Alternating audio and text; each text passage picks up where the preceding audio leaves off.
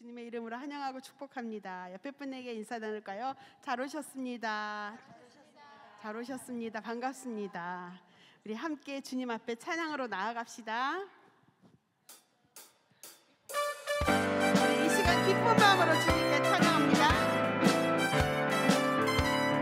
내가 매일 기쁘게, 내가 매일 기쁘게 술래에게 행함은 주의 팔이 나를 안보함이요 내가 주의 큰 복을 받는 참된 비결은 주의 영이 함께함이라 성령이 되시네 할렐루야 함께하시네 좁은 길 걸으며 만나 기뻐하는 것 주의 영이 함께함이 전의 죄에 빠져서 평안함이 없을 때 예수 십자가의 공로이니고 그 발 아래 엎드려 잠든 평화 얻음은 주의 영이 함께함이라 성령이 되시네 할렐루야 함께하시네 좁은 길을 걸으며 만나 기뻐하는 것 주의 영이 함께함이라 나와 동행하시고 모든 염려하시니 나는 숲의 새와 같이 기쁘다 내가 기쁜 마음으로 주의 뜻을 행하면 주의 영이 함께함이라 성령이 되시네 할렐루야 함께하시네 좁은 길을 걸으며 만나 기뻐하는 것 주의 영이 함께하니 세상 모든 욕망과 나의 모든 정욕은 십자가에 이미 못을 박았네 어두운 밤이 지나고 무거운 짐 벗으니 주의 영이 함께하니 아멘 성령이 되시네 할렐루야 함께하시네 좁은 길을 걸으며 만나 기뻐하는 것 주의 영이 함께하니 내가 매일 기쁘게 술래에게 행함은 주의 팔이 나를 안보함이요 내가 주의 큰 복을 받는 참된 비결은 주의 영이 함께함이라 성령이 되시네 할렐루야 함께하시네 좁은 길을 걸으며 만나 기뻐하는 것 주의 영이 함께하니 전의 죄에 빠져서 평안함이 없을 때 예수 십자가의 공로이니고 그 발 아래 엎드려 참된 평화 얻음은 주의 영이 함께하니 아멘 성령이 계시네 할렐루야 함께하시네 좁은 길을 걸으며 만나 기뻐하는 것 주의 영이 함께하니라 성령이 계시네 할렐루야 함께하시네 좁은 길을 걸으며 만나 기뻐하는 것 주의 영이 함께하니라 성령이 계시네 할렐루야 함께하시네 좁은 길을 걸으며 만나 기뻐하는 것 주의 영이 함께하니라 성령이 계시네 할렐루야 함께하시네 좁은 길을 걸으며 만나 기뻐하는 것 주의 영이 함께하니라 영광과 사랑이 전합니다 아멘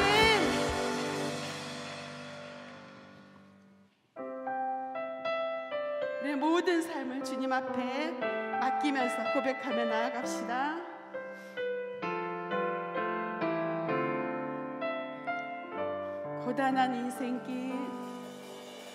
고단한 인생길 힘겨운 오늘도 예수 내 마음 아시네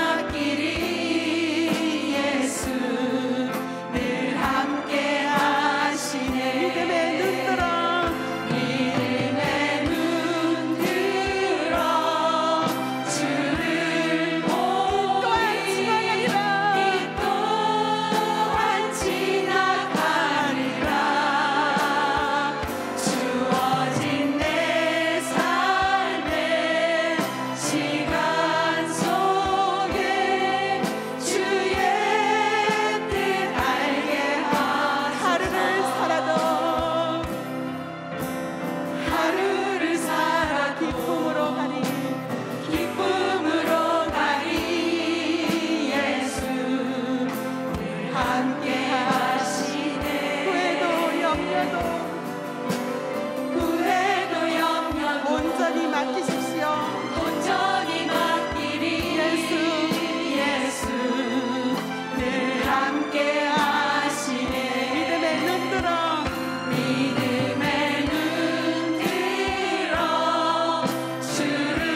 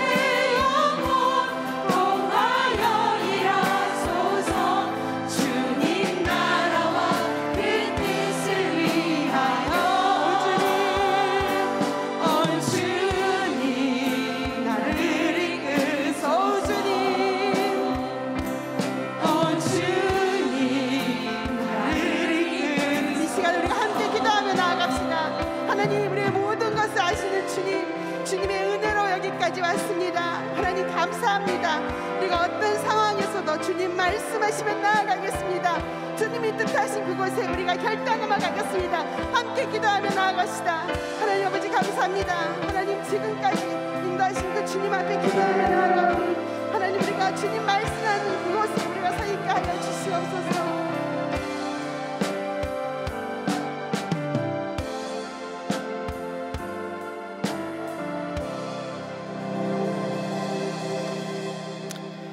하나님 말씀하시면 어디든지 가고 또 주님 설하시면 어디든지 서겠다라고 고백하는 믿음의 고백들이 터져나오는 예배에 우리를 불러주시고 우리의 고백을 들어주시니 감사합니다.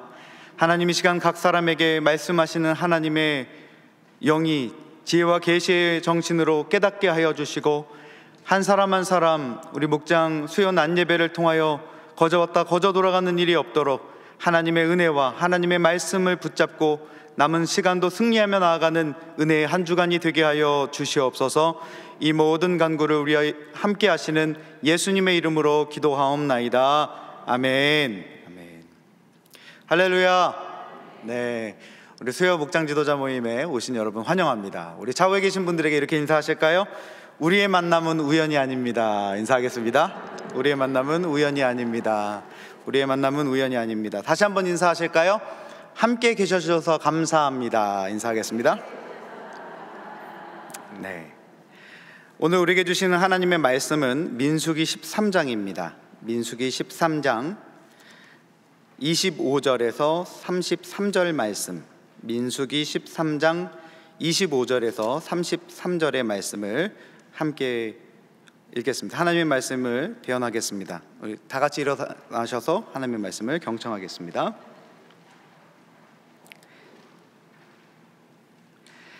40일 동안 땅을 정탐하기를 마치고 돌아와 바란 광야 가데스에 이르러 모세와 아론과 이스라엘 자손의 온 회중에게 나와 그들에게 보고하고 그 땅의 과일을 보이고 모세에게 말하여 이르되 당신이 우리를 보낸 땅에 간즉 과연 그 땅에 젖과 꿀이 흐르는데 이것은 그 땅의 과일이니이다.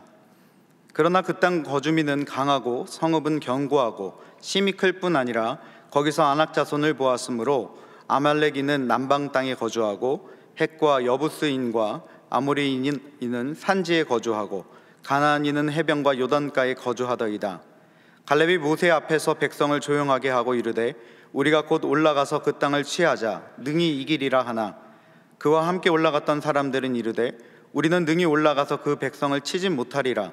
그들은 우리보다 강하니라 하고 이스라엘 자손 앞에서 그 정탐한 땅을 악평하여 이르되 우리가 두루 다니며 정탐한 땅은 그 거주민을 삼키는 땅이요 거기서 본 모든 백성은 신장이 장대한 자들이며 거기서 네피림 후손인 아낙 자손의 거인들을 보았나니 우리는 스스로 보기에도 메뚜기 같으니 그들이 보기에도 그와 같았을 것이니라. 이것은 하나님의 말씀입니다. 아멘. 우리 담임 목사님 영상 함께 하겠습니다. 한 남자가 의류점에 침입해서 도적질했다는 이유로 재판에 넘겨지게 되었습니다. 재판장에서 재판관이 묻습니다. 당신은 그 의류 상점에 4번이나 침입한 걸 인정하십니까? 그랬더니 예, 인정합니다. 그렇게 대답합니다. 대체 무엇을 훔쳤습니까? 얼마나 훔쳤습니까? 그래 물어보니까 여자 옷 한 벌 훔쳤습니다. 아니 말이 되지 않잖냐고. 4번이나 들어갔는데 어떻게 여자 옷 한 벌이냐고. 이 사람이 한숨을 쉬면서 얘기합니다. 재판장님, 저희 마누라가 색깔이 마음에 안 든다고 해서 밖으로 3번이나 더 갔습니다. 선택한다는 것은 참 어려운 것 같습니다. 어떤 사람에게도 내가 매 순간에 선택한다는 건 참 어렵습니다. 세계적으로 선택에 대한 연구로 잘 알려진 미국의 콜롬비아 대학의 교수인 쉬나 아이겐가 교수가 보통 사람이 의식적으로 매일 70번 정도 선택을 한다는 것입니다. 그러니까 우리도 모르게 선택하는 거 말고 의식적으로 한 70번 평균적으로 그렇게 한다는 것입니다. 이것을 1년에 하면 25,550번이 되고 이 70년을 인생으로 친다면 178만 8,500번의 선택을 하게 됩니다. 그리고 이 선택의 합이 우리 인생의 모습이 된다는 것입니다. 존 오토브 목사님은 성공하는 사람들을 관찰했을 때 그들에게는 뭐가 있는가 하면 기회의 기민성이라는 것이 있다는 것입니다. 자기에게 어렵고 힘든 일도 있지만은 그 기회를 정말 기가 막히게 잘 활용해서 탁월한 선택을 한다는 것입니다. 그 능력이 있다는 것입니다. 그런데 이것이 세상을 살아가는 삶에만 있는 게 아니고 영적인 세계에서도 이것이 적용된다는 것입니다. 탁월한 하나님의 사람, 그 사람들은 이 선택올림이라는 책에서 그런 얘기를 합니다. 영적 기회 기민성을 갖고 있다는, 하나님께서 내 삶에 왜 이 문제를 주셨는지, 이 문제를 통해 하나님께서 어떻게 내가 살기를 원하시는지 그것에 초점 맞추어서 바로 하나님께서 인도하시는 그 길, 하나님께서 축복하시는 그 길을 선택하며 믿음으로 나간다는 것입니다. 이 본문에 우리 이스라엘은 출애굽에서 시내산을 거쳐서 다베라를 거쳐서 바란강류로 들어갑니다. 그리고 바란광야의 북쪽 비교적 가나안 땅과 가까운 가데스 바네아에 도착하게 됩니다. 여기서 그들은 각 지파의 대표들을 뽑아서 12명을 40일 동안은 가나안 땅을 정탐하게 만듭니다.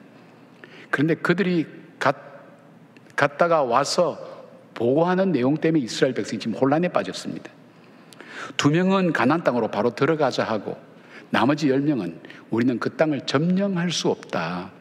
우리도 약하고 그 땅도 참 좋긴 좋지만 강대하고 거인들이 살고 있어서 우리가 볼 때 그 사람들이, 우리가 스스로 생각할 때 메뚜기 떼와 같이 불과했다. 그만큼 불가능하다. 그렇게 보고를 하는 겁니다. 그런데 이 본문의 이 사건은 이스라엘의 역사상 가장 중요한 선택의 기로에 서 있는 것을 우리는 알게 됩니다. 왜냐하면 여기에서 그들이 어떻게 선택하느냐에 따라서 지금 바로 가나안 땅에 들어갈 수 있는지, 아니면 그들이 40년간을 광야에서 방황하게 되는지 선택하는 중요한 시점이 바로 이 사건이 되어 있기 때문입니다. 오늘도 우리는 매번 70번 정도의 의식적인 선택을 하면서 살아갑니다. 어떤 선택은 우리 삶에 별다른 영향을 미치지 않을 수도 있지만 어떤 선택은 우리의 선택에 결정적인 삶에 영향을 주는 분기점이 될 수도 있다는 사실입니다. 코로나 팬데믹은 앞으로 세계가 어디로 갈지 아무도 예측하지 못하고, 전쟁과 경제 위기는 오늘 우리의 삶을 이어가고 있습니다. 개인적으로도 건강이나 그리고 가정의 경제 문제가 우리의 삶 속에 심각한 어려움을 유발하고 우리의 미래가 어떻게 될지 불투명한 세상을 지금 살아가고 있습니다. 이 세상 속에 우리가 어떻게 선택할 때 연습도 반복도 없는 우리 인생 속에 후회하지 않는 인생을 살 것인가? 오늘 이 말씀은 이런 사실들을 우리에게 보여주고 있습니다. 자, 영적으로 어떤 아주 민감한 사람, 영적 기회의 기민성을 가진 사람들의 일반적인 특징은 크게 한 3가지 기준이 그들에게 있는 걸 봅니다. 내가 뭐 이거다 저거다 얘기하지는 않지만 그들이 내린 선택을 가만히 보면 크게 3가지의 그들의 기준이 있는 것을 보게 됩니다. 제일 먼저 얘기할 수 있는 것이 이것이 하나님이 기뻐하신 일인가? 그 기준으로 봅니다. 2번째는 하나님이 동행하시는가? 3번째는 하나님이 말씀하시는가? 뭐 사안에 따라서 다를 수 있지만 대체적으로 이분들이 내리는 결정과 선택을 보면 영적인 민감을 가진 사람들은 이 3가지 범주에서 크게 벗어나지 않습니다. 자, 오늘 이 사건을 통해서 이스라엘 백성의 모습을 보면서 오늘 나는 어떤 선택을 하며 살 것인가, 그런 지혜를 얻을 수 있는 그런 삶이 되어서 주님께서 인정하시고 후회함이 없는 그런 믿음의 신앙생활을 함께 해나가는 우리 모두가 되기를 바랍니다. 자, 영적 기민성 첫 번째는 하나님의 약속을 믿는 것입니다. 하나님의 약속을 믿는 사람의 그들이 마음속에 갖고 있는 생각은 하나님이 기뻐하시면 바로 그 일입니다. 뭐 이루어지고 못 이루어지고 그것이 문제가 아니라 하나님이 기뻐하시면 이 일은 이루어진다고 그렇게 믿기 때문에 그 길을 가는 겁니다. 믿음이라고 할 때는 크게 2가지가 이 전제가 되어야 됩니다.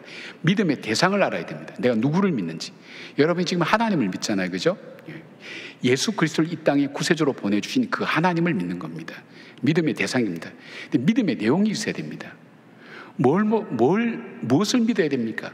덮어놓고 믿습니까? 아닙니다. 믿음의 내용을 알아야 됩니다. 내가 어떤 믿음의 내용이 있는지.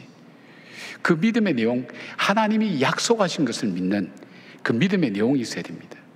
그렇게 될 때에 우리의 언어가 바뀌게 됩니다. 그리고 우리 속에 이 관점이 달라집니다. 그러면서 선택과 행동이 뒤따르는 것이 바로 믿음입니다. 12 정탐꾼이 정탐을 마친 후에 가나안에 대해서 보고합니다. 같은 사건을 보았고 같은 내용을 보았고 같은 사실을 그들이 함께 보았습니다. 그런데 문제는 여호수아와 갈렙 두 사람과 다른 10명의 정탐꾼들이 같은 사실 앞에 다른 해석을 내어놓습니다. 이 같은 사실을 보고도 다른 해석을 하는 이유는 바로 믿음의 문제였습니다. 10명의 정탐꾼들은 31절 보니까 우리가 능히 올라가서 그 백성을 치지 못하리라. 그들은 우리보다 강하니라.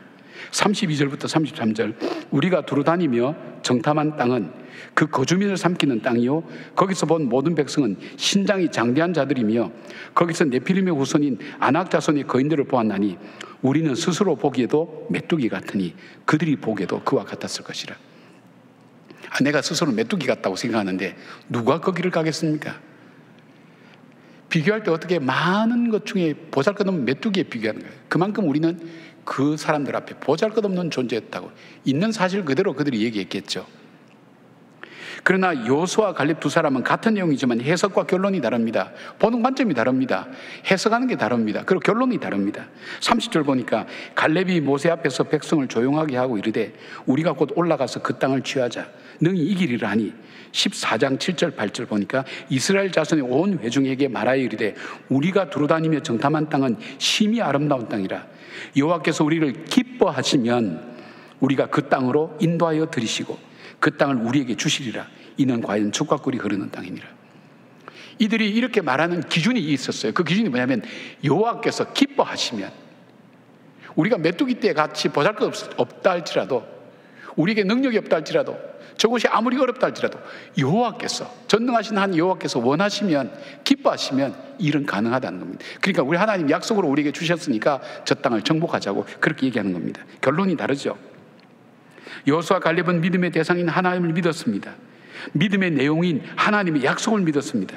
그리고 지금까지 하나님께서 여기까지 인도해 오신 그 신실하신 하나님을 믿었습니다.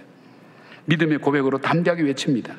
고대 근당의 최고의 군사력을 자랑하는 여구방 바로와 그 군대를 홍해 물속에 수장시켜 버리시고 강대한 애굽을 무너뜨린 그 하나님, 그 하나님 언약하신 대로 이스라엘을 여기까지 이적과 기적으로 인도해 오신 것입니다. 이스라엘이 가나안 땅에 들어가서 땅 분배를 할 때 40년 뒤에 갈렙이 모세에게 헤브론 땅을 요구하면서 이렇게 말합니다. 여호수아 14장 7절에 내 나이 40세에 여호와의 종 모세가 가데스 바네아에서 나를 보내어 이 땅을 정탐하게 하였으므로 내가 성실한 마음으로 보고하였고, 10절에 이제 보소서 여호와께서 이 말씀을 모세에게 이르신 때부터 이스라엘이 광야에서 방황한 이 45년 동안을 여호와께서 말씀하신 대로 나를 생존하게 하셨나이다. 오늘 내가 85세로 돼 그렇게 됐어요. 12절 보니까 그날에 여호와께서 말씀하신 이 산지를 내게 주소서. 당신도 그날에 들으셨거니와 그곳에는 아낙 사람이 있었고 그 성읍들은 크고 견고할지라도 여호와께서 나와 함께 가시면 내가 여호와의 말씀하신 대로 그들을 쫓아내리다 하니. 이 상황이 어떻게 되는가 하면 이스라엘 백성이 가나안 땅을 점령했습니다. 점령하고 땅을 분배할 때 좋은 땅을 차지하려고 서로 마음속에 긴장하고 있지 않겠습니까? 그때에 85세 된 갈렙이 났습니다. 여러분 보십시오. 그때 하나님께서 모세를 통해 말씀하신 것처럼 지금 생존한 사람이 약속대로 두 사람입니다. 여호수아 나밖에 없습니다. 그때 하나님께서 내가 밟는 땅을 내게 주겠다고 약속하셨습니다. 하나님은 그 약속을 지금까지 신실하게 지켜오신 하나님은 헤브론 땅이라 할지라도 하나님께서 내가 밟을 때 그 약속하신 대로 그 땅을 주실 겁니다. 지금 땅 분배할 때 헤브론 땅은 거인들이 거하는 곳이고 자기들이 메뚜기같이 보였던 곳이기 때문에 그곳에 올라가려고 아무도 안 하는 거예요. 전쟁을 치러야 되니까요. 근데 85세 된 어르신이 할 수 있다고, 그것은 단 한 가지 이유, 하나님이 약속하신 대로 그 약속을 이루어 주시기 때문에 할 수 있다고 그렇게 선포한 겁니다. 광야 이후의 세대 사람들에게 그 믿음에 얼만큼 큰 도전을 줬겠습니까? 그렇게 외칩니다. 바로 하나님이 기뻐하시는지 하나님의 뜻과 언약이 그들에게 중요한 것이었습니다. 가나안 백성이 강하고 그 땅이 견고할지라도 약속하신 대로 이룰 것을 믿는 믿음으로 선포하고 백성들을 권면합니다. 여호수아 갈렙은 믿음으로 그 땅을 바라본 것입니다. 하나님의 약속을 따라 그 땅을 살펴보았습니다. 믿음의 장인 히브리서 11장 바로 앞장 마지막 절은 믿음의 사람은 어떻게 살아야 하는지를 말씀합니다. 히브리서 10장 38절 39절 보니까 나의 의인은 믿음으로 말미암아 살리라. 또한 뒤로 물러가면 내 마음이 그를 기뻐하지 아니하리라 하셨느니라. 우리는 뒤로 물러가 멸망할 자가 아니요 오직 영혼을 구원함에 이르는 믿음을 가진 자니라. 그리고 11장에 믿음으로 살았던 사람의 믿음과 그 삶에 대한 이야기가 계속해서 나옵니다. 뒤로 물러나 침륜에 빠지지 않고 하나님의 언약을 믿고 그 말씀을 따라서 살았던 그 사람들의 삶, 그들이 이루었던 크고 놀라운 일들을 얘기합니다. 우리의 신앙생활이라는 것이 뭡니까? 우리의 주어진 삶의 현실 속에서 하나님의 뜻과 약속을 바라보며 선택하고 결단하는 이 선택의 그런 과정입니다. 하나님이 기뻐하시면이라는 그 삶의 원칙을 가지고 내 앞에 주어진 일들 앞에 선택하며 살아가는 사람입니다. 제일 먼저 하나님이 기뻐하시면. 우리는 현실을 봅니다. 내 자신을 봅니다. 그러나 이분들의 기준은 그거 다릅니다. 하나님이 기뻐하시면 언약과 그러니까 약속이 참 그들에게는 소중한 것입니다. 그것을 따라 선택하고 결정하는 것입니다. 믿음의 선택과 결단은 하나님께서 책임지시는 것입니다. 여호수아 갈렙처럼 우리의 삶이 믿음으로 만들어지고 성장해가는 그런 삶이 되기를 주님의 이름으로 축복합니다. 두 번째로 영적 귀의 민감성을 가진 사람의 두 번째 그들이 갖고 있는 삶의 기준은 바로 하나님께서 함께 하신다는 임재의식을 갖고 살아가는 것입니다. 하나님께서 함께 하신다는 것은 하나님께서 동행하신다는 것을 믿고 그 하나님의 임재의식을 갖고 선택하며 결단하는 것을 말합니다. 가나안 땅을 악평하며 정복이 불가능하다고 보고했던 10명의 정탐꾼들은 사실을 말했지만 그 사실 속에 저들의 의식 속에는 하나님이 지금 그들과 함께 하신다는 그 의식이 전혀 없었습니다. 자기들 눈에 보이는 것, 환경만 바라보고 있었던 것입니다. 여호수아 갈렙은 하나님이 자신과 함께 한다는 사실을 그들은 인식하고 있었습니다. 여호수아 14장 8절 메시지 성경은 이렇게 이 성경을 번역했습니다. 나와 함께 갔던 동료들은 백성을 낙담케 했으나 나는 한 발도 물러서지 않고 하나님, 나의 하나님과 온전히 함께 했습니다. 나의 하나님이라 그랬어요. 다른 사람의 하나님이 아니에요. 그 하나님과 온전히 동행했다고 얘기합니다. 하나님이 함께 하시면 하나님 임재를 느끼는 거죠. 지금도 하나님 함께 하셨다는 거예요. 나의 하나님과 동행했다고 고백합니다. 쉽게 말씀드리면 하나님이 자기와 함께 동행함을 의식하고 있었다는 것입니다. 그래서 자신들의 삶은 비록 거룩하신 하나님, 자신들의 삶은 바로 거룩하신 하나님이 함께 하시고 동행하는 길이라는 것입니다. 비록 광야길을 걸어가지만 하나님이 동행하시는 길이라는 것을 고백하고 지금도 광야의 어려움 속에서도 불구하고 하나님이 우리와 함께 하신다는 그 믿음을 가지고 오늘 바라보고 믿음으로 걸어가는 것입니다. 민수기 14장 9절입니다. 백성들을 향해서 이렇게 얘기합니다. 다만 여호와를 거역하지는 말라. 그 땅 백성을 두려워하지 말라. 그들은 우리의 먹이라. 그들의 보호자는 그들에게서 떠났고 여호와는 우리와 함께 하시느니라. 그들을 두려워하지 말지니. 우리가 두려워하지 말을 이유가 뭡니까? 하나님이 지금 우리와 함께 계신다는 거예요. 근데 이들의 차이는 뭡니까? 하나님 임재의식을 가지고 사는 사람과 하나님이 우리와 함께 하신다는 것은 의식이 없어요.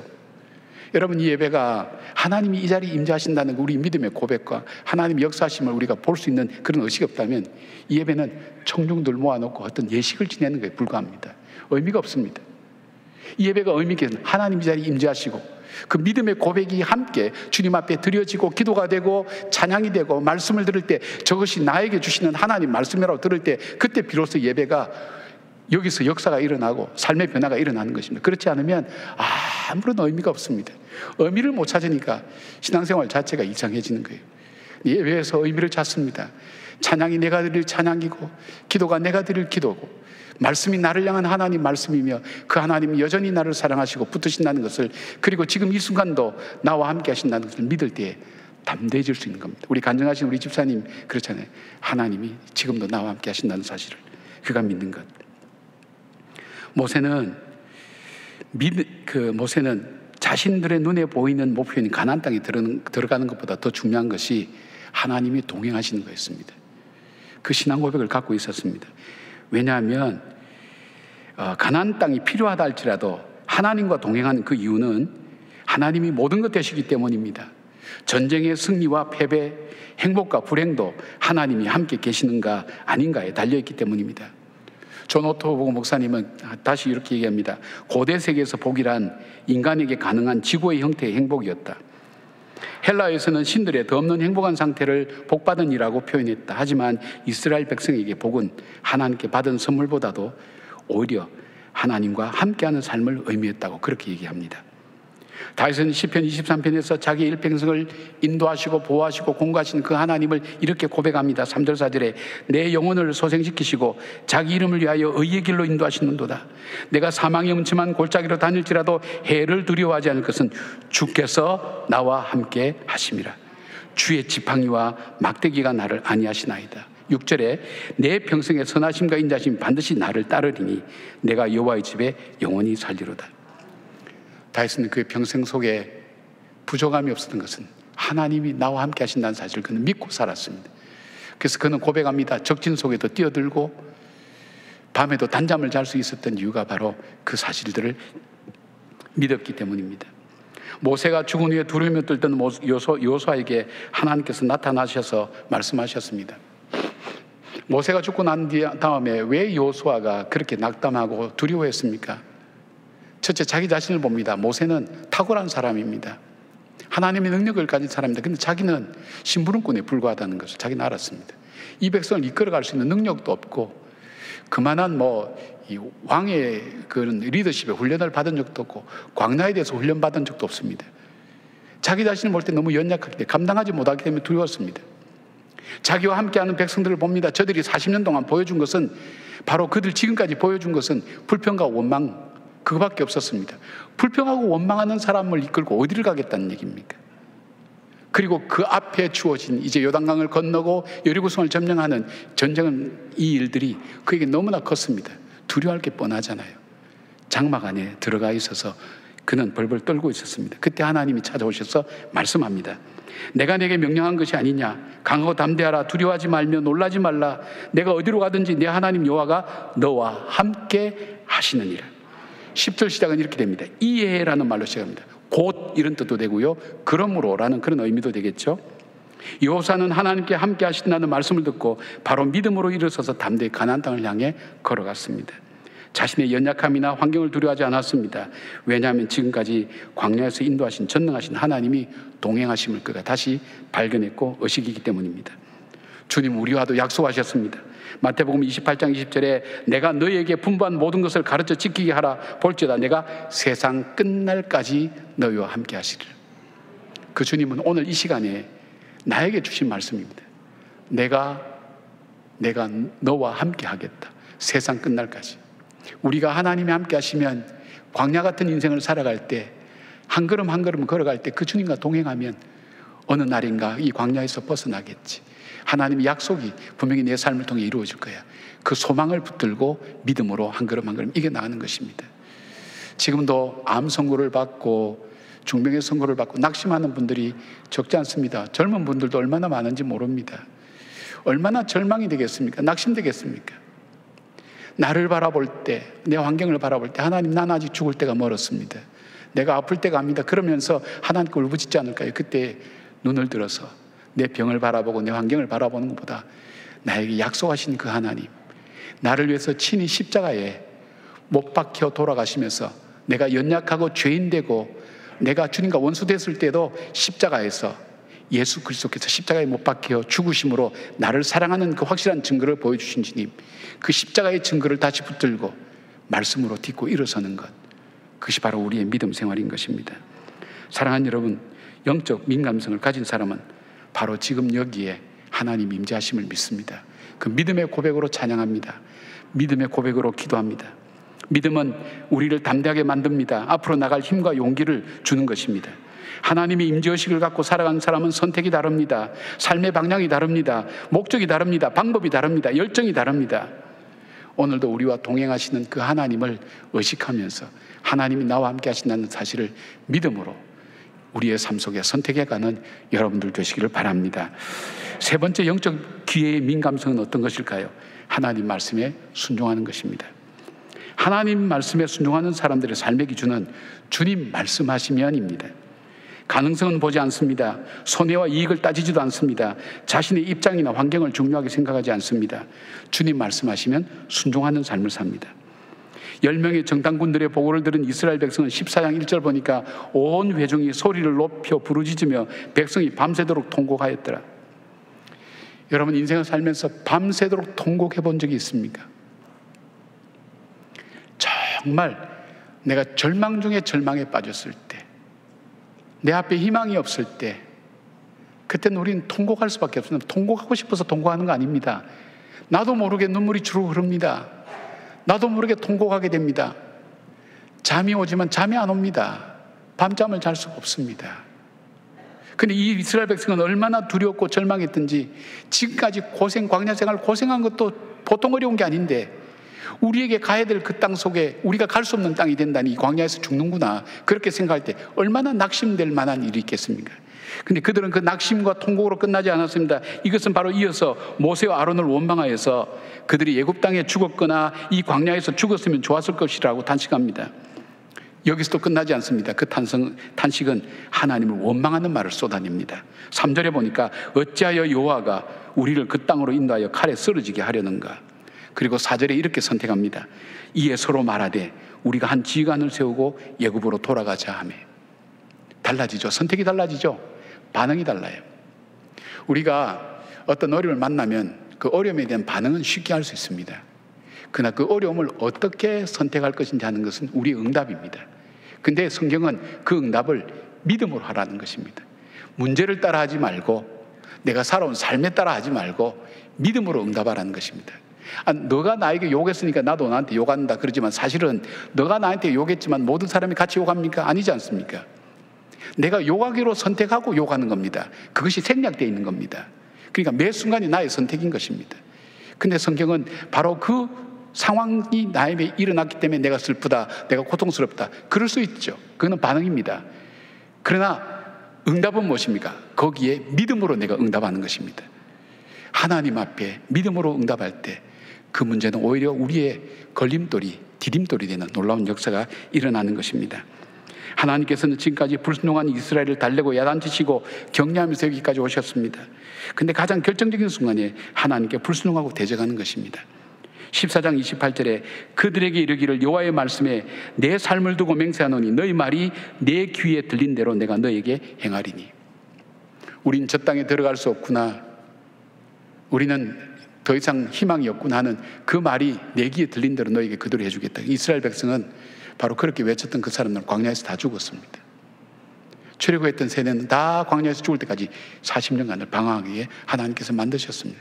새로운 세대가 그 가나안 땅에 들어가게 됩니다. 불평과 원망으로 하나님을 대적한 출애굽 세대는 모두 광야에서 죽었습니다. 하나님 말씀을 입으로 시인하고 믿음으로 순종한 여호수아와 갈렙만이 살아서 가나안 땅에 들어가게 된 것입니다. 하나님 말씀을 자의적으로 해석하고 자기 욕망을 따라 아말렉을 진멸하지 않고 전리품들을 남겨둔 사울 향해서 사무엘은 하나님 말씀을 이렇게 전합니다.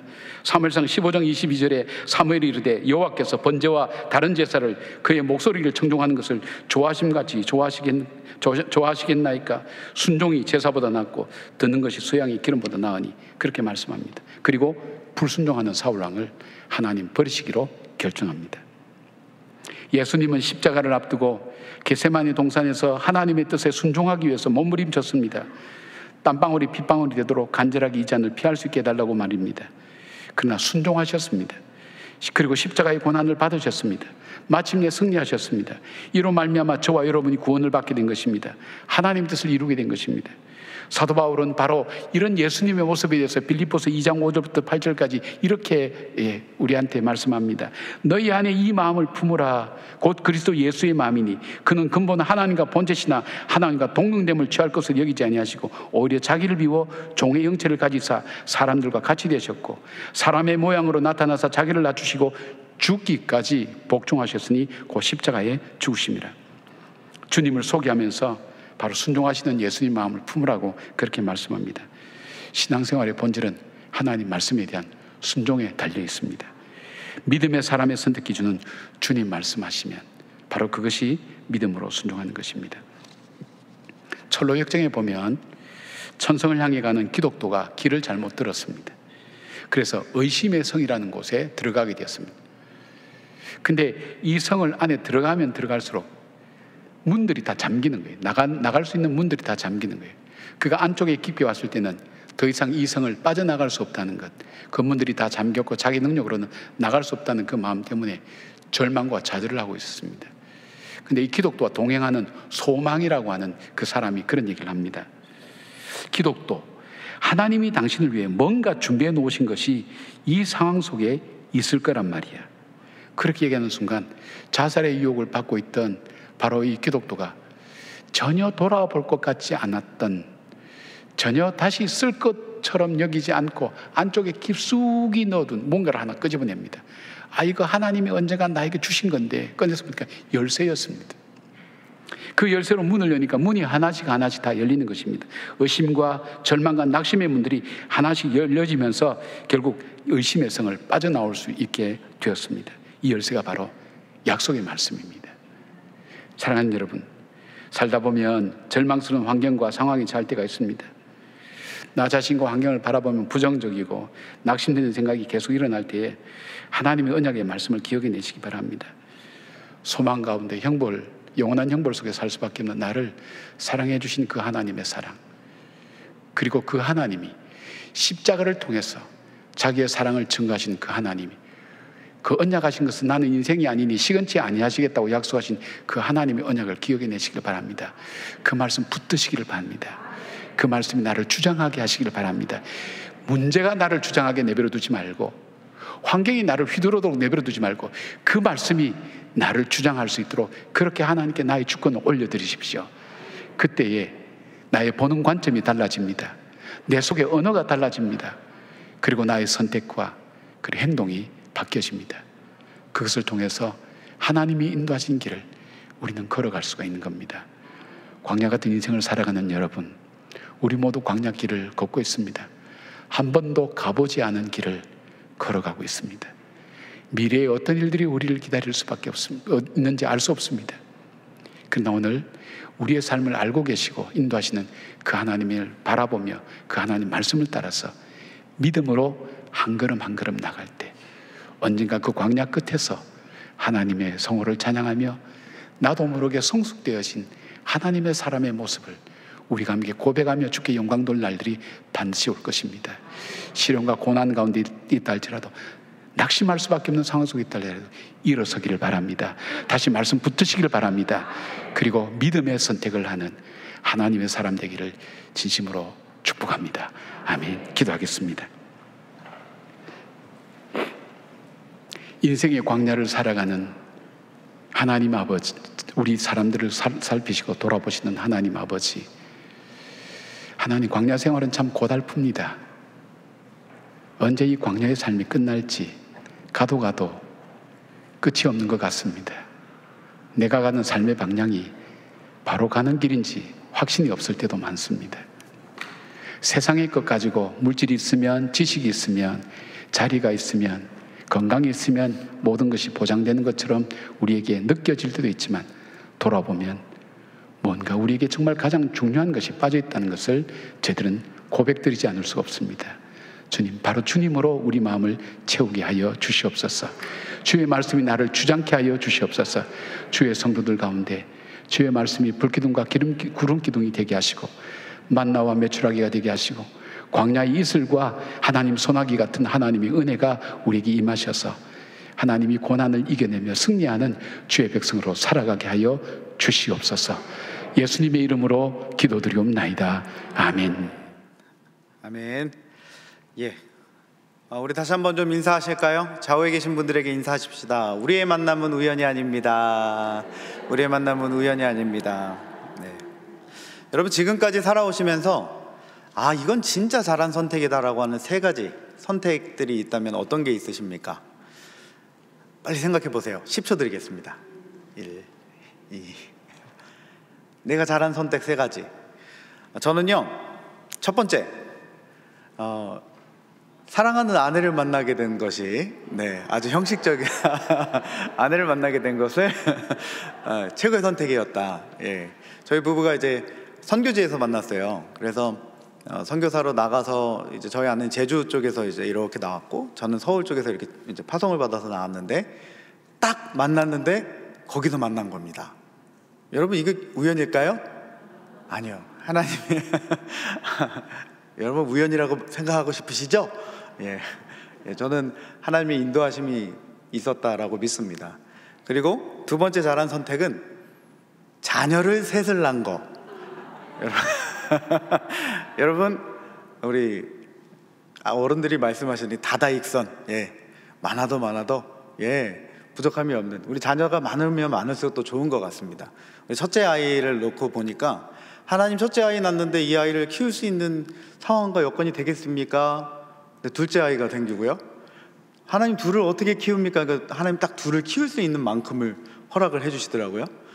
그리고 셋을 낳은데요, 하나님 어떻게 합니까? 했는데 이제 마음을 이렇게 좀 놓게 되고 또 하나님께 맡겨드리게 되고, 이런 훈련들을 우리 자녀 셋을 놓으면서 이렇게 좀 배우게 됐던 것 같습니다. 또 귀한 선택이었다 생각이 되고요. 마지막으로 세 번째는요, 동안교회 온 게 아닌가, 지금 여기서 적었어요. 동안교회 온 것이 아닌가. 올해 제가 지금 6년째가 되었는데 동안교회에 2016년 12월에 왔을 때 하나님께서 이곳에 보내주셨다라는 명확한 마음이 있었고, 그것에 대한 이야기는 조금 더 뒤에 또 나누도록 하겠습니다. 여러분은 내 인생에 가장 잘하는 것 선택 3가지라고 했을 때 어떤 이야기들을 하실 수 있으시겠습니까? 중요한 것은 수많은 선택의 순간에서 하나님의 사람들에게 현재에 처해져 있는 상황, A냐 B냐라는 것을 선택할 때, 내지는 그 문제를 이겨낼 만한 선택의 기로에서 하나님이 기뻐하시는 길을 선택하는 영적 기회의 기민성이라는 것이 있다는 것을 오늘 담임 목사님 말씀하셨어요. 이 기민성이라고 하는 단어가 좀 궁금해서 찾아봤는데 이런 뜻이 있습니다. 국어사전으로는 눈치가 빠르고 동작이 날쌘 성질, 또 유사 단어로는 민첩성, 신속성, 민감함이라고 하는 단어를 가지고 있습니다. 영적 기회의 기민성이라고 하는 것은 영적인 하나님의 기회를 주신 것을 위기와 여러 가지 순간에 A냐 B냐라고 하는 선택의 기로에서 하나님이 기뻐하시는 것을 선택할 수 있는 민첩성, 민감함, 영적인 민감함, 영적인 신속성을 이야기하고 있습니다. 이 영적인 기회의 기민성을 가졌던 사람이 가데스 바네아의 12 정탐꾼 중에 2사람이었던 여호수아와 갈렙이었죠. 똑같은 보고의 똑같은 상황과 현상을 보고 그 상황을 바라봤던 10명의 정탐꾼과 2명의 여호수아와 갈렙의 보고가 다르다는 것을 우리가 봤습니다. 이들의 선택의 기로는 아주 중대한 선택의 기로 앞에 있었는데요, 바로 가나안 땅으로 들어갈 것인가, 이 정탐꾼들의 보고로 인해서, 아니면 40년 광야의 생활을 돌고 들어갈 것인가라고 하는 선택의 기로에 있었다는 것을 담임 목사님 말씀하시면서, 이런 선택의 순간에 복된 선택을 할 수 있는 영적 기회의 기민성의 특징들 3가지가 있는데, 그것을 우리가 함께 캐치하고 그런 삶을 살아가자라고 하는 도전을 주셨어요. 첫 번째는 하나님의 약속을 믿는 것이다 라고 말씀을 하셨습니다. 12 정탐꾼이 정탐을 마친 후에 가나안에 대한 보고가 달랐다라고 말씀드렸어요. 그 중에 10명은 악평을 했다, 오늘 본문에 기록을 하고 있습니다. 그러나 이런 악평을 했던 10명의 정탐꾼과는 달리 여호수아와 갈렙은 믿음의 대상인 하나님을 믿음으로, 믿음의 내용인 하나님의 약속을 믿음으로 전혀 다른 보고를 합니다. 그래서 그 보고를 들은 하나님께서는 이스라엘 백성을 40년 광야 생활을 지나고 그 약속의 땅 가나안으로 들어갈 때에 이 2사람을 약속의 땅에 들어가 그 땅을 주시는 하나님을 목도하게 하셨지요. 그래서 하나님의 뜻과 하나님의 약속을 바라보고 하나님이 기뻐하시면이라고 하는 전제를 선택하는 믿음의 선택과 결단이 있을 때 우리는 인생의 영적인 기회의 기민성을 가질 수 있다라고 말씀을 하셨어요. 두 번째는 하나님이 함께 하시는 임재의식을 갖는 것이 영적 기회의 기민성을 갖는 특징이다라고 말씀하셨습니다. 여호수아와 갈렙은 하나님이 함께 하시면 어디를 가든지 무엇을 하든지 형통할 수 있다라고 하는 것을 체험적으로 알았던 사람이라고 우리가 말씀을 드렸고요.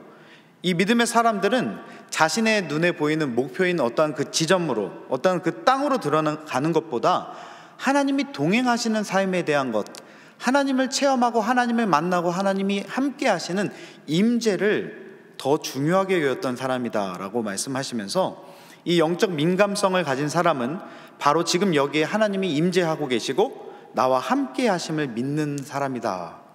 그래서 선택의 기로마다 여러 A냐 B냐, 가야 되냐 말아야 되냐, 여러 상황들이 우리 삶에 펼쳐질 때마다 우리가 어떠한 인식을 해야 하느냐? 하나님이 여기에 함께 계시다.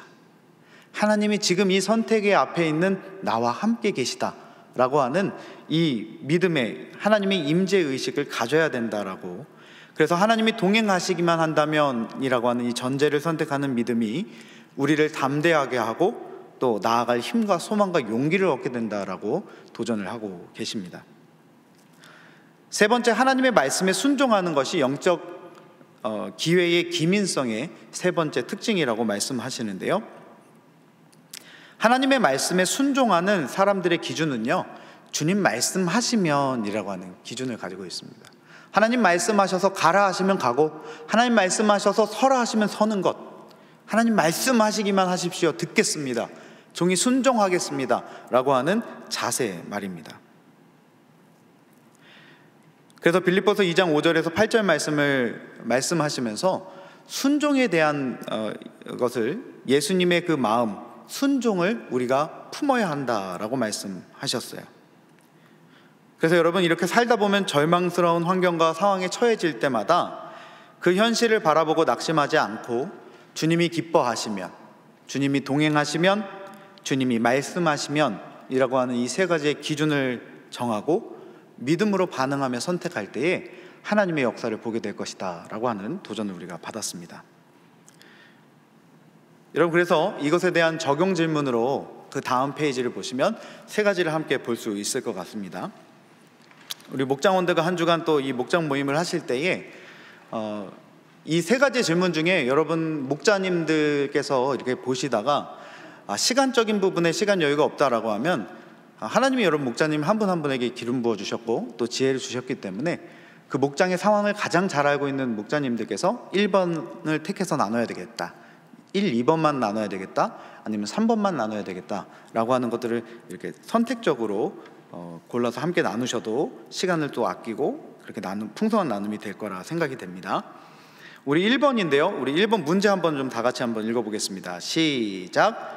삶에서 찾아오는 선택의 순간에 상황과 환경을 바라보며 결정하지 않고 하나님의 뜻과 약속을 바라보고 믿음으로 선택을 한 적이 있나요? 두 선택의 차이가 있다면 무엇이 있을까요? 함께 나누어 봅시다. 여러 선택의 순간에서 상황과 환경을 바라보면서 그저 이렇게 흘러가다가 선택을 하는 선택이 아니라 하나님의 뜻과 하나님의 약속을 바라보면서 믿음으로 선택했던 적이 있으십니까? 그저 이렇게 상황과 환경에서 이렇게 마지못해 선택했던 때와 하나님의 약속의 말씀을 의지하여 하나님 뜻대로 순종하며 선택을 했던 선택과 차이점이 있다면 어떤 것이 있을까요? 여호수아와 갈렙이 같은 사실을 바라보고도 다른 해석을 할 수 있었던 것은 믿음의 대상인 하나님을 향한 믿음과 또 믿음의 내용인 하나님이 말씀하신 약속의 말씀을 붙들었던 그 붙드는 믿음 때문이었다는 것을 우리가 알 수 있습니다. 상황과 환경을 바라보면서 결정하지 아니하고 하나님이 기뻐하시는 바른 선택을 할 수 있는 것은 하나님의 약속을 믿을 때인 것이죠. 여러분, 이 두 가지의 차이가 있다면 일단 먼저는 평안과, 하나님 주시는 평안과 또 그 선택을 하고 쭉 밀고 나갈 때에 담대함이 있다는 것을 우리가 발견할 수 있습니다. 민수기 13장 30절 말씀인데요, 우리 한번 같이 말씀을, 그 밑에 있는 말씀을 읽어볼까요? 시작. 갈렙이 모세 앞에서 백성을 조용하게 하고 이르되 우리가 곧 올라가서 그 땅을 취하자, 능히 이기리라 하나. 여호수아와 갈렙의 두 사람의 정탐의 보고 중에 특별히 갈렙이 그 땅을 취하자, 우리가 능히 이길 것이다 라고 하는 이 고백은 그냥 맹신이나 어떤 그 본인이 가지고 있는 기질로 밀어붙이겠다라고 하는 것이 아닙니다. 하나님이 함께 하시면, 하나님이 우리와 함께 하시면 우리가 능히 이길 것이다 라고 하는 약속의 말씀에 근거한 믿음의 고백인 것이죠. 그리하여서 이 특징이 있다면 담대함과 평안함이 있는 것이에요. 또 여호수아 14장 12절의 말씀에 보면 이후에 정복전쟁이 다 끝난 다음에 이 갈렙이 다시 한번 85세가 된 나이에 이스라엘 백성들 앞에서 본인에게 주시겠다 약속하셨던 헤브론 산지에 대한 이야기를 합니다.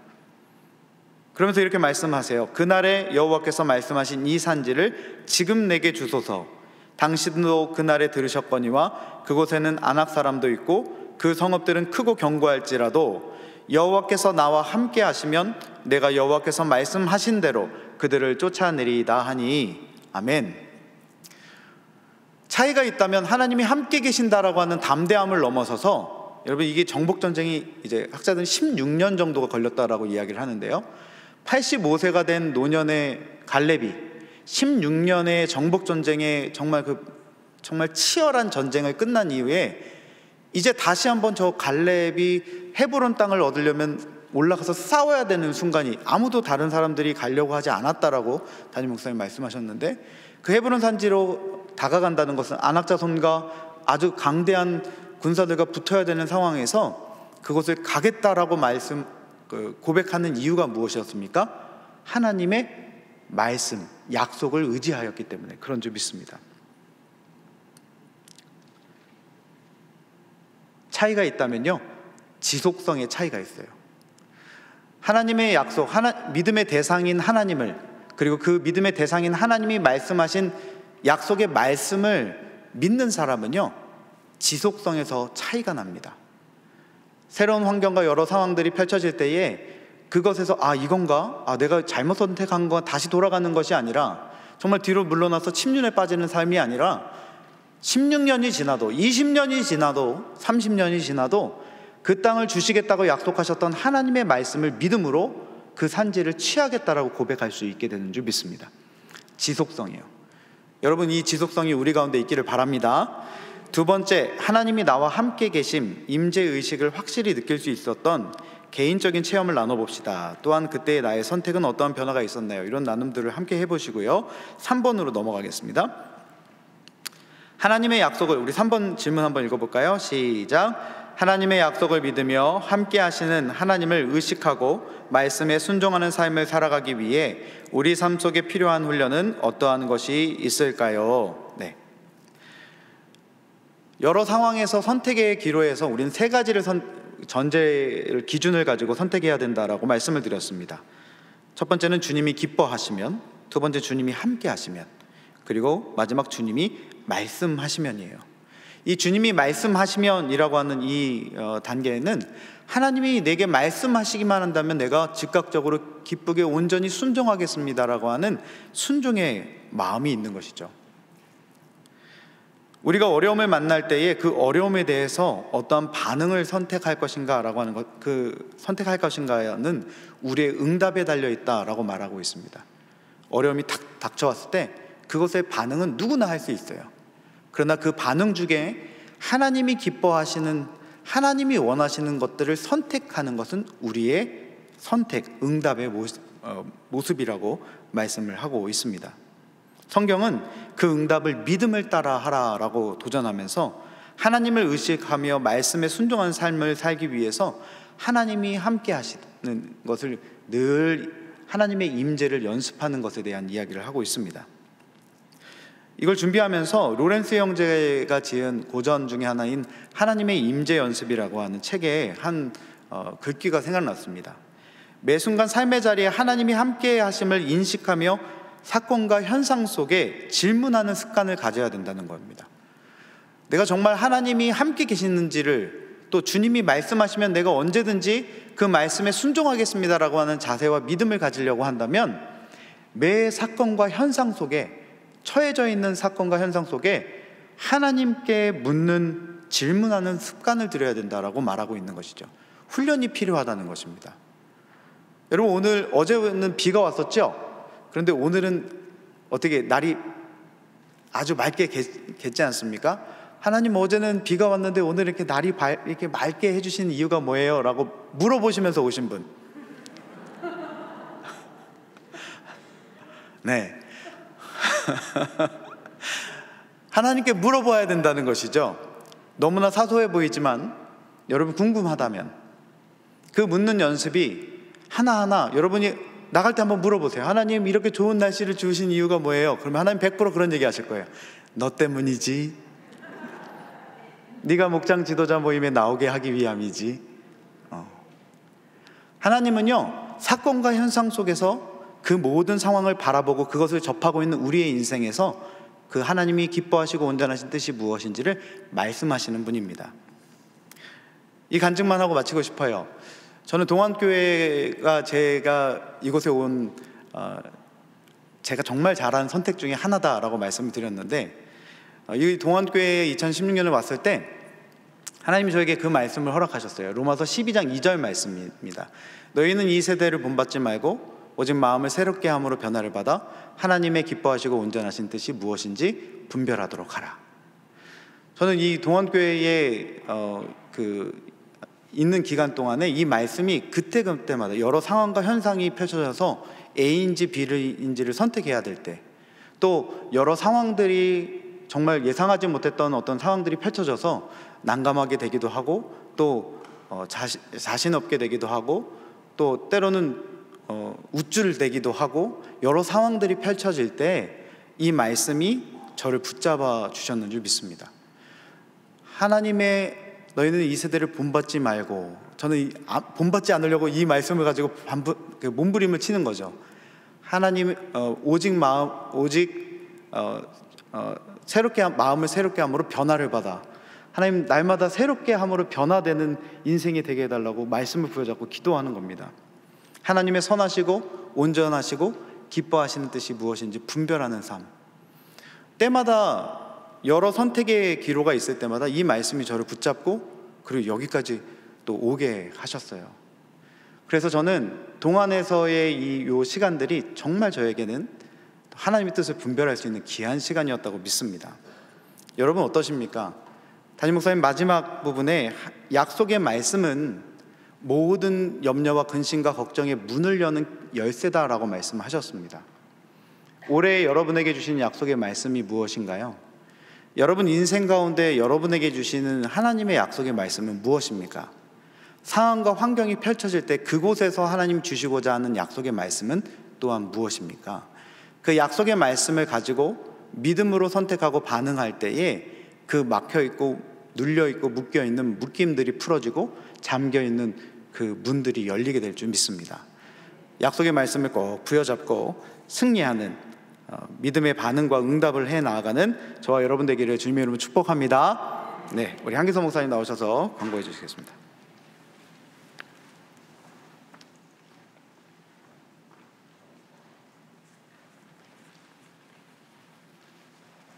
네, 감사합니다.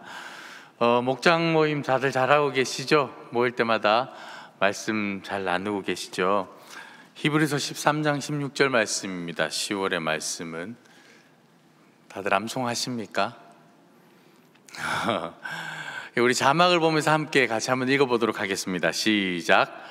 오직 선을 행함과 서로 나누어 주기를 잊지 말라. 하나님은 이 같은 제사를 기뻐하시느니라. 아멘. 추수감사 특별 새벽기도에 다가오고 있습니다. 기도해도 기도로 준비하는 거 아시죠? 그 말이 되게 웃긴데 한국 사람들 그런 거 잘하거든요. 고추를 고추장에 찍어 먹잖아요. 기도해도 기도로 준비해야 됩니다. 그죠? 예, 기도로 준비하고 계시죠?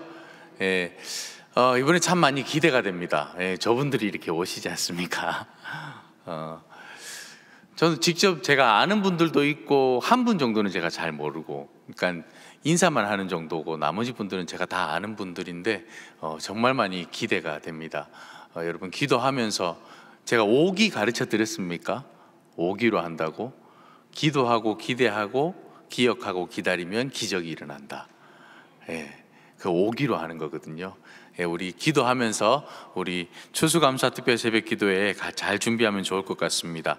오늘 그 나눔지에 보면은 순서가 있습니다. 추수감사 특별 새벽 기도회 하면 우리가 찬양대도 하고 또 안내도 하고 또 식당 봉사도 하고 하지 않습니까? 이번 식당 봉사는 저희가 하지 않습니다.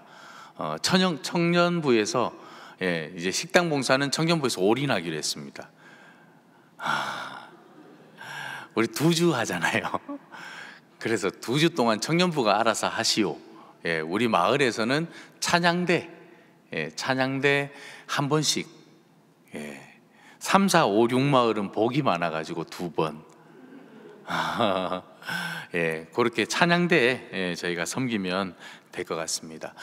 세례 입교 예식 준비하고 있습니다. 오늘까지 신청입니다. 오늘까지 세례 입교 예식, 세례 받지 못하신 분들, 또 입교하지 못하신 분들, 이번 주일날 목사님께서 광고도 잘 해주셨는데 오늘까지 꼭 신청해 주시기 바랍니다. 목자님들 꼭 챙겨 주셔야 돼요. 그 잘 모르는 분들이 꼭 있거든요. 내가 세례를 받았는지, 새 가족이 등록하면 세례 받으셨습니까? 이렇게 물어보면 세례를 받았는지 아닌지 그게 헷갈리는 분들이 있더라고요. 몇 명 있다고요? 어떻게 하셨지? 둘이 있더라고요. 그러니까 예전에는 우리가 세례 말고 학습했잖아요. 그것 때문에 헷갈리는 것 같아요. 그리고 어떤 행사에 참여했는데 이게 세례인지 아닌지 헷갈리는 분들이 있더라고요. 그러니까 여러분들 꼭 확인하셔가지고 이번에 세례 꼭 받으실 수 있도록 도와주시면 감사를 드리겠습니다. 중보기도학교 모집 이제 시작합니다. 중보기도학교 지난 주일날 영상이 이렇게 나갔었는데 새생명 풍성한 교회 생활을 수료하신 분은 누구라도 참석할 수 있습니다. 11월 4일 이제 강의가 시작됩니다. 중보기도학교 10월 30일까지니까요. 여러분 꼭 많이 신청해 주시기 바랍니다. 엘림 바나바도 이번 주일날 이제 광고가 나갈 텐데 엘림 바나바도 모집을 합니다. 마찬가지 10월 30일까지 10월 말까지 신청해 주시면 감사를 드리겠습니다. 돌아오는 월요일 다음 주죠. 10월 17일 월요일 날 노회가 있습니다. 평북 노회가 있는데 이번에는 연신교회에서 진행합니다. 노회식 중간에 이제 마지막이 되겠죠. 오후 5시에 목사 안수 예식이 있습니다. 우리 교회에서 한 분이 계십니다. 우리 교회에서 한 분이 이번에 목사 안수를 받게 됩니다. 우리 지금 청년부에서 사역하고 계시는 정은광 전도사님이 이번에 목사 안수를 받게 됩니다.